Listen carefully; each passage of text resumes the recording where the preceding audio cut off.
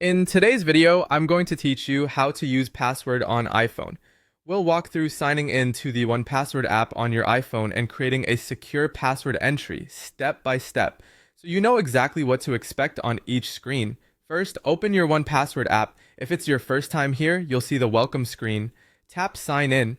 On the next screen, choose enter account details. This tells the app you already have a 1Password account and you're ready to add it to this device. Now, type in your email address carefully. This should be the same email associated with your 1Password account. When you're done, tap Next. You'll be asked for your secret key and your account password. Your secret key is unique to your account and is usually stored in your emergency kit or can be found on another signed-in device. Enter your secret key and then your 1Password account password. Remember, this is not your iPhone passcode. It's the password you use for your 1Password account. Tap Sign In. You may see a couple of setup or introduction screens.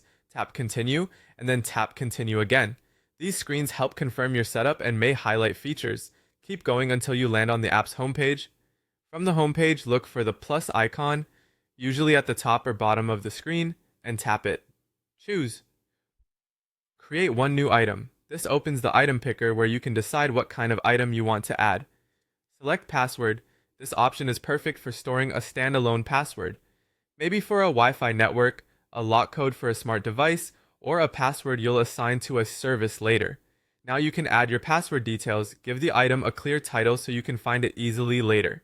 If you have a specific website or account in mind, you can add that information in the appropriate fields.